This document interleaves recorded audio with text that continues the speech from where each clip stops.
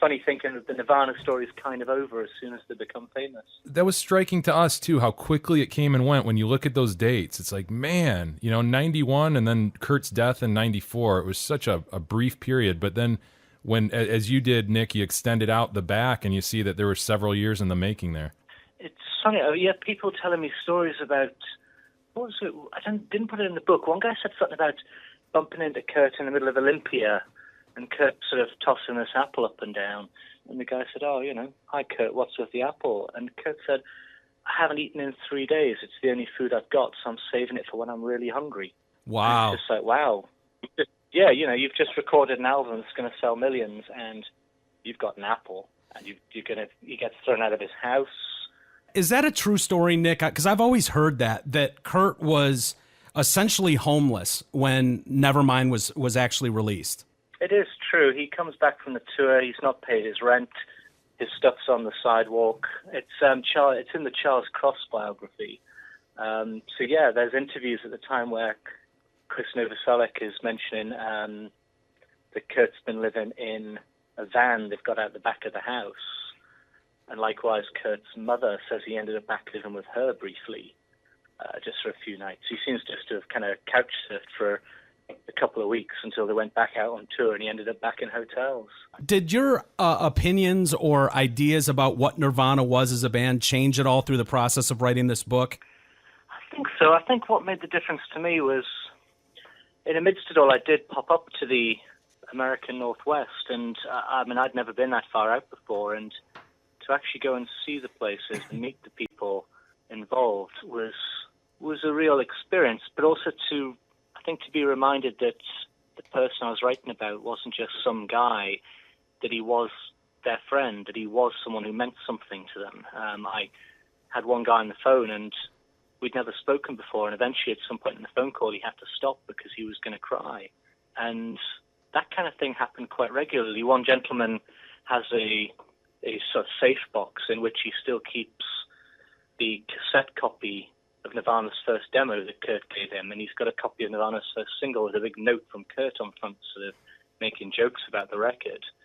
And he says he had a dream that something bad was going to happen, so he managed to get himself down to a Nirvana show in 1993 and managed to bump into Kurt, check he was all right.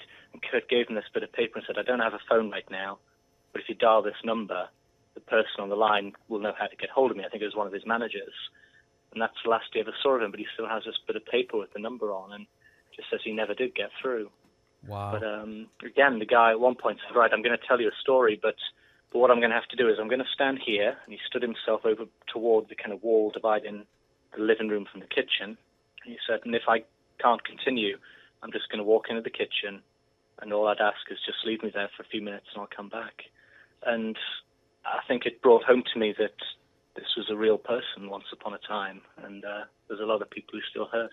Yeah, and something that certainly comes out of your book is how these guys connected with so many people. And, what a grind it was in those early days, but they were helped by friendly connections, and they helped a lot of other people. And I think, person after person, like I said, there's hundreds of people that you spoke to. They seem to always relate how friendly these guys were. And maybe, Kurt's personality didn't come through like that as much as Chris, but they were helpful guys, that had kind of a mission with the other bands in the area to move things forward and help each other out. Yeah, I'm very sure that there's a certain degree of rose-tintedness when people look back. I mean, the people I spoke to are very proud of what they did in the times they lived through, but the memories really were that positive. In a way, I always took a certain perverse pleasure in putting in the quotes from people who hadn't had a good experience, just to balance up and ensure that it didn't become a kind of hagiography, a kind of application for sainthood. But genuinely, the basic impression is, okay, everyone has off nights, everyone has bad days, but the overall vibe is that this band totally took on the kind of etiquette of the underground, where everyone did have to share, everyone did have to support each other, because there wasn't enough to go around, there wasn't the money, and no one had the support. So they had to do all that themselves. Yeah, I definitely got the idea because I was wondering about that too, about people having these kind of rose-colored glasses as they look back on it. It's very easy to go, oh yeah, I saw that coming a million miles away. They were miles above everybody else, but that's not the sense, especially with the early bands that toured with them and saw them at house parties. You really got the sense like they really weren't all that much different. Nobody really saw this explosion with Nirvana coming up. I mean, it's kind of weird to think about now looking at what they accomplished, but that sense comes through in the book for sure. I saw the montage of Heck film yesterday, the Brett Morgan film, and there's a sequence in it where his mother is saying how she sits with him and listens to a kind of advanced cassette of Nevermind, and she says to him, oh my God, you're not ready for this. You better buckle up, kid. Something like that. And I admit, it's the one moment in the film where I paused and thought, that doesn't ring true to me, because I spoke to 210 people and I've read all the literature, and I've never come across anyone who looks at all and says, these guys are about to be, the next Guns N' Roses. These guys are about to be the biggest band on the planet. I don't think anyone could foresee that. It had never been done before. The nearest anyone had come is something like the Pixies or Sonic Youth, and even then, almost no one is buying those records. Yet suddenly, in those couple of years, there's alternative band after alternative band heading onto mainstream labels. All those labels are generating publicity. People are getting used to seeing these kind of bands. People like Firehose are ending up getting releases out on majors. And suddenly, right towards the end of that, there's almost an alternative record every month of 1991 on a major label. And suddenly, toward the end of it, there's Nevermind, and it's just got it right in terms of they went all the way with it. Did you get the sense that there was a lot of resentment? I can only imagine what that's like. You think of Pete Best with the Beatles and situations like that where you've got a drummer in a band like Chad Channing or Aaron Burkhart or Dave Foster, these guys that kind of man that drum seat for Nirvana, right up through Bleach until Dave Grohl joins the band, and then they just blow up to be the biggest band in the world. I mean, do you get a sense like these guys are like, fuck, are you kidding me? How did this happen? What's without Chad's me? take on that? I think there must have been more hard feelings in there. So Chad Channing was wonderfully helpful during the creation of the book, but he didn't want to interview. He's almost fed up at talking about Nirvana, and of course, in the midst of it all, he was turned down for attending the Rock and Roll Hall of Fame. So I think he felt a little bit burned by that. That's a shame. Dave Foster's essentially been portrayed as this kind of slightly violent little redneck dude who got thrown out of the band for drunk and disorderly or something. And again, it's a bit of a sad portrayal of a guy who just didn't quite fit the band mold and had his own thing going on. He was a much more gentle fellow to deal with and very sensitive to what had been said. It took a long, long time for him to agree to just take a read of what I was doing, take a look. Aaron's different. Aaron Burkhart's a funny one. He just seems to have enjoyed the fact that some big checks came in with the Lights Out box set, and that he's been associated with something great. He doesn't seem to harbor a bad feeling for it, but I can imagine at the time it must have felt very different.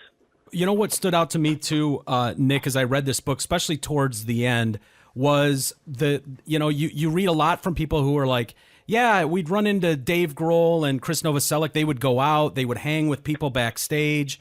But Kurt was in this whole other world. Now, this is probably when the drugs had really taken over, and he was very, very isolated from everybody. And it seemed like there was a lot of depression, drugs, but all kinds of handlers and people that had insulated him. And I get it in a sense. He's the superstar of this superstar band, and you want to protect him and make sure the money's coming in. But it seems almost like nobody really did anything to help this guy. And maybe they couldn't, or maybe they tried, and I'm not aware of it. Did you get that sense at all? I guess I didn't come towards it in the sense of, the kind of handlers just keeping the money rolling. What I got this sense of is always people doing their jobs, at the center of which is this person they all know is a bit unstable. So people like you and I are running around, arranging tour schedules, getting the food ready for these massive events, getting all the lighting rigs set up, and yet all the time they're totally unsure whether the person at the center is going to turn up. Is this all going to be a massive waste of time?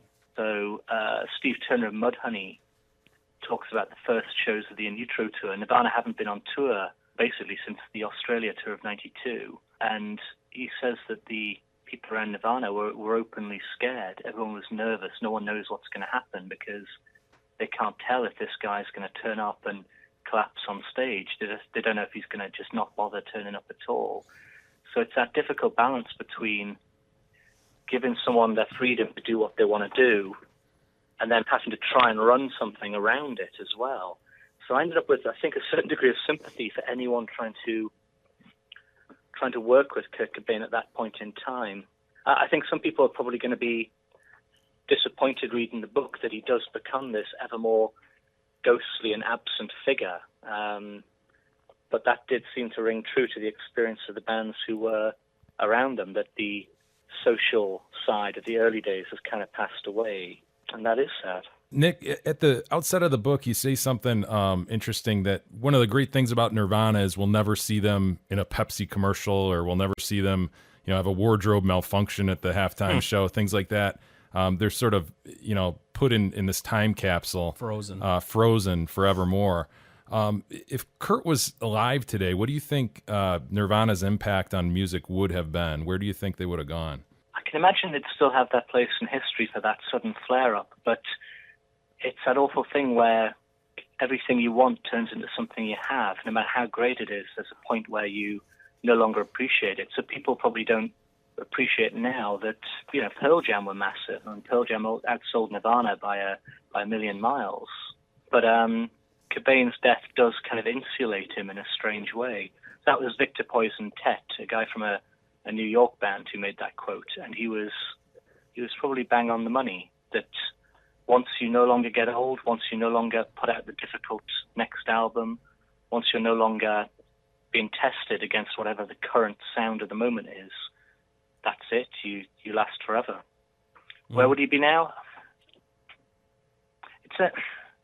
It's a nice thought in a way, that maybe you could end up with a happy person here, someone who has found some sort of peace, but I guess we never know that. I certainly don't think that he was spent, as it were. There would be more to come, but by the time he dies, there's barely been any full songs in quite a long time. Most of In Utero, I think half of In Utero is written before Nevermind is released.